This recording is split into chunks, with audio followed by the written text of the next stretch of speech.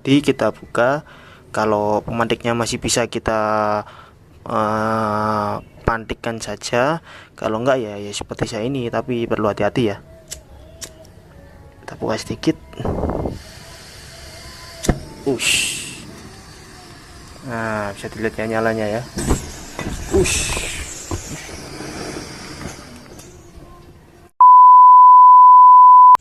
Halo, assalamualaikum warahmatullahi wabarakatuh. Salam sejahtera, salam damai untuk sobat-sobat Rajak Project dimanapun kalian berada. Selamat datang di channel kami. Pada kesempatan kali ini saya akan menjelaskan tentang cara untuk mengoperasikan kompor portable atau kompor mini ya teman-teman ya. Biasanya kompor ini itu sering digunakan untuk teman-teman pegiat alam, camping atau kegiatan outdoor yang lainnya teman-teman ya.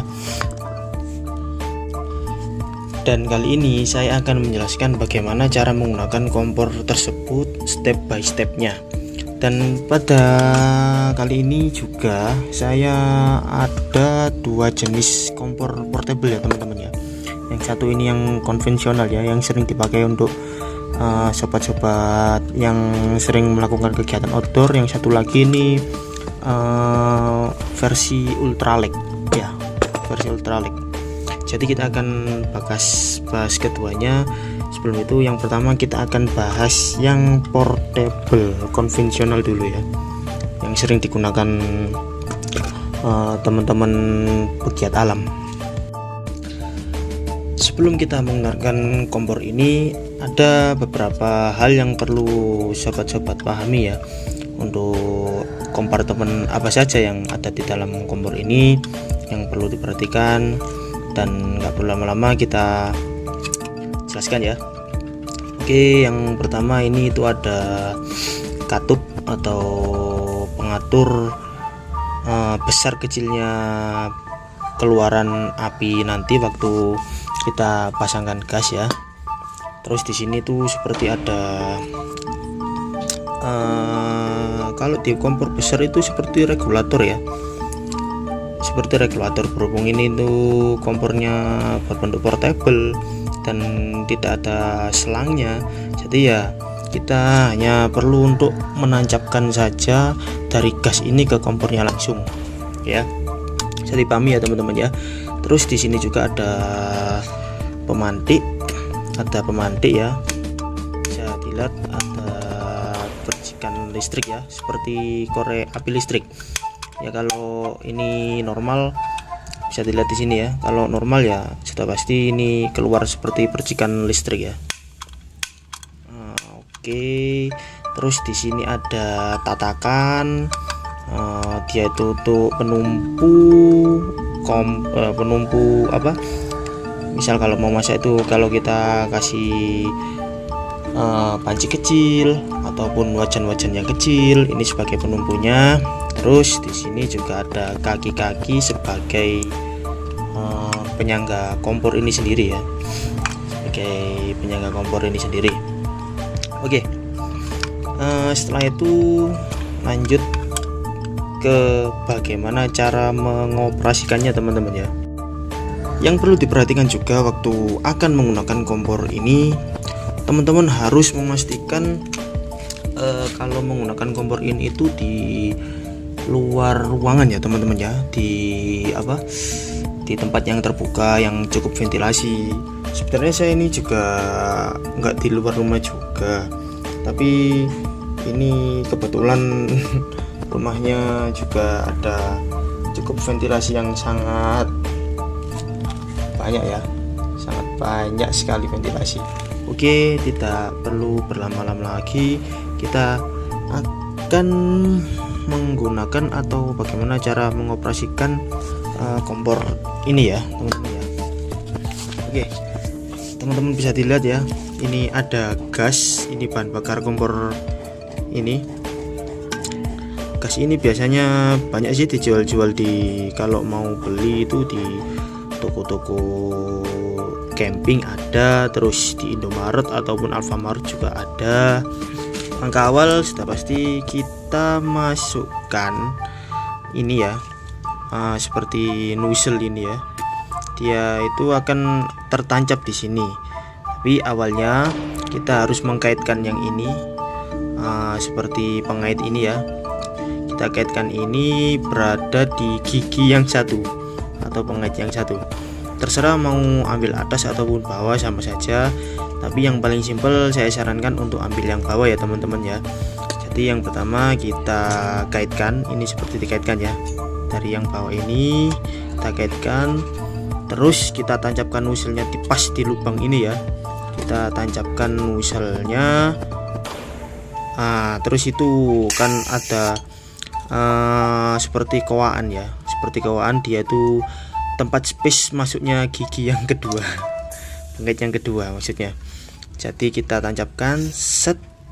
Nah waktu sudah tertancap gini, nanti itu teman-teman kita putar ya, tabung gasnya maksudnya, yang diputar ke kanan ataupun ke kiri, bisa ke kanan bisa, ke kiri bisa. Nah sampai yang kowaan ini tuh bergeser.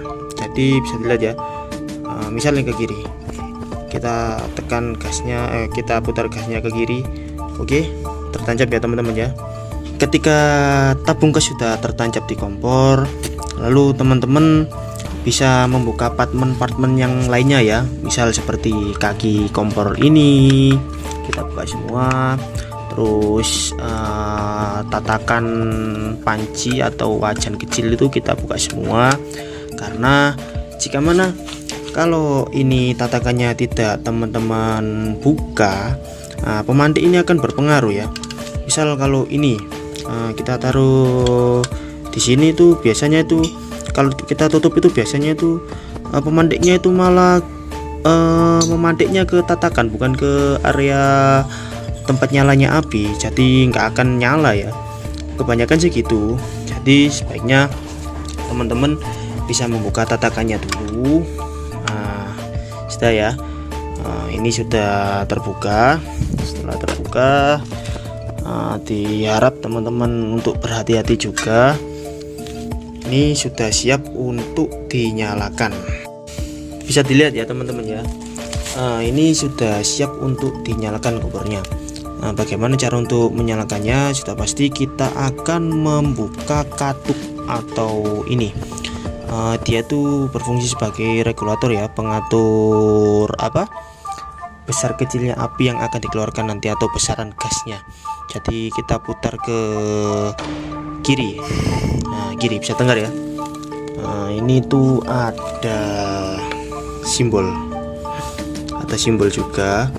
Jika kita putar berlawanan arah jarum jam, itu akan membuka gasnya atau menambah gas yang dikeluarkan.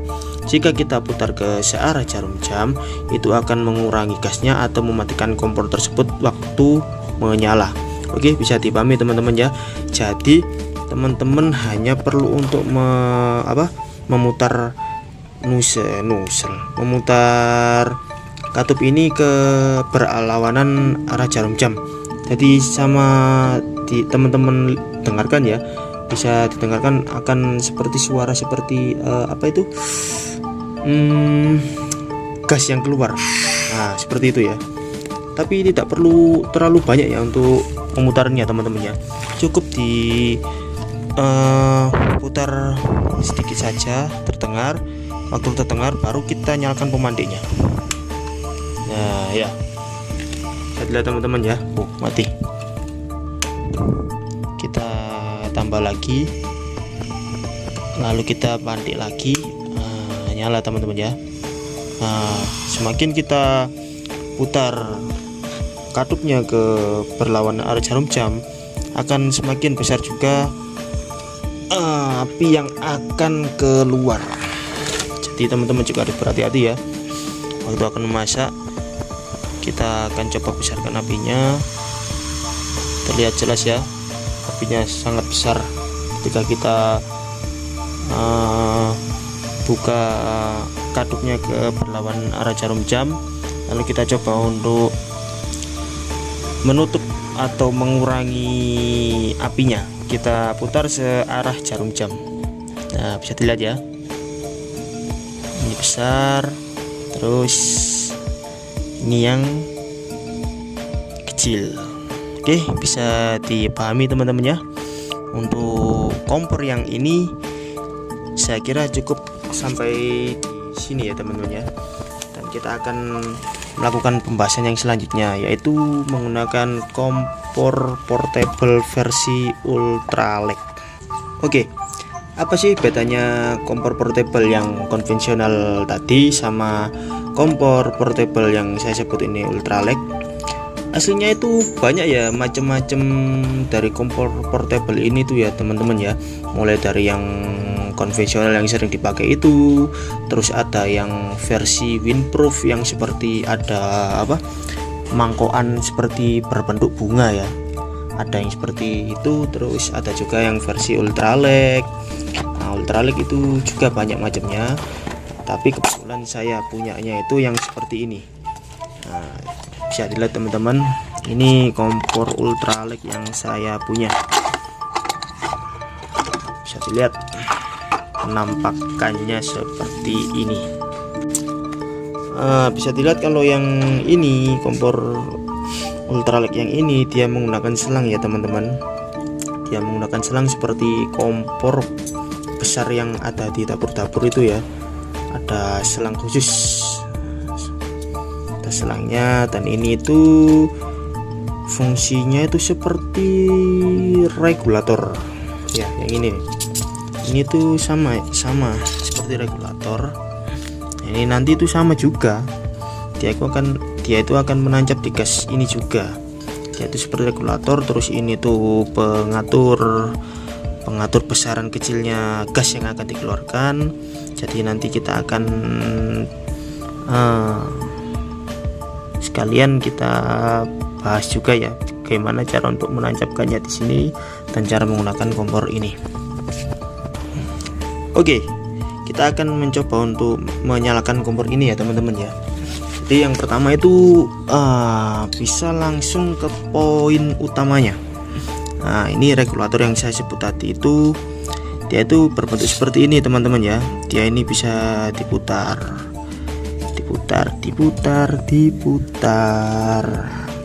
Lah, waktu teman-teman mau memasukkan ke atau menancapkan ke tabung, yang perlu teman-teman perhatikan ini.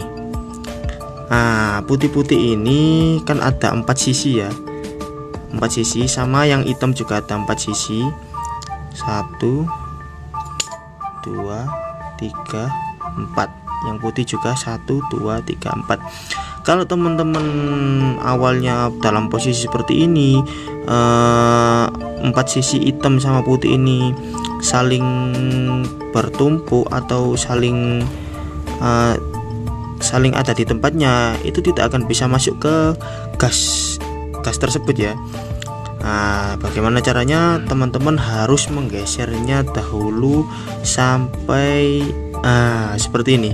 Jadi dia seperti punya tempat sendiri-sendiri ya. Kalau kita lihat ada yang ada lubangnya lah. Paling mudah itu bisa dilihat, kita taruh putih-putihnya itu di lubang ini. Nah, tadi kita geser dulu. Oke. Jadi caranya itu pastikan ya sudah tadi ya, yang 4 sisi sudah paham ya tadi ya. Ada di lubang yang saya maksud tadi. Nah, ini itu yang ini ada pentolan seperti ini tuh, dia itu kita masukkan ke kawaan yang sini. Jadi pentolan ini tuh kita masukkan ke kawaan ini, dan itu ada lubang ya, dan nozzle ini tadi akan masuk ke lubang tersebut. Jadi setelah posisi seperti yang saya bilang tadi, lalu kita masukkan ini pentolan ke dalam kawaan. Nah, setelah bunyi sedikit tadi, baru kita putar ke searah jarum jam. Jadi setelah tertancap pentolan ke kawaan ini, kita putar searah jarum jam. Set. Nah, sudah ya. Nah, tertancap. Sudah tertancap. Nah, bisa dipahami teman-teman ya, atau saya ulang lagi. Jadi setelah posisi 4 sisi tadi di posisi masing-masing, teman-teman harus memasukkan pentolan satu ini ke dalam koaan gas ini. Jadi dan nozzle-nya nanti itu akan, nozzle yang ini tuh akan masuk ke lubang regulator ini ya. Nah, caranya itu kita masukkan ini ke pentolannya juga, kita tancapkan set. Baru setelah tertancap kita putar searah jarum jam, terserah. Oh, kalau searah jarum jam pasti regulatornya ya, kita putar searah jarum jam, seret. Sama kayak tadi, ini katupnya itu kalau ke kiri berlawanan arah jarum jam, kita akan membuka isi gasnya ini ya, menambahkan isi gasnya. Bisa terdengar? Nah ya, kalau ke berlawanan arah jarum jam itu membuka, kalau searah itu tertutup. Bisa paham ya? Bisa didengarkan lagi? Nah, berlawanan ini saya tutup. Setelah tertancap kita siapkan, ini berhubung sudah saya buka tadi ya teman-teman ya, sama kayak yang tadi itu kita buka ini tumpangan panci nih. Jadi kita taruh di sini agak jauhan, ini di sini aja ya. Nah, kita tata dulu, usahakan selangnya jangan sampai terlipat ya, atau tertekuk. Bahasa Jawanya tertekuk. Jadi usahakan jangan sampai terlipat. Kalau yang kompor ultra yang masih normal, ini harusnya pemantiknya masih bisa. Berhubung seperti yang saya bilang tadi, pemantiknya error, kita gunakan senjata yang lain. Ini dia, korek api. Ya, korek api ini sangat berguna ya. Meskipun dalam kondisi apapun ini kita tuh selalu butuh ya. Kalau pemantiknya masih bisa kita pantikkan saja, kalau enggak ya seperti saya ini, tapi perlu hati-hati ya. Kita buka sedikit. Nah, bisa dilihat ya nyalanya ya.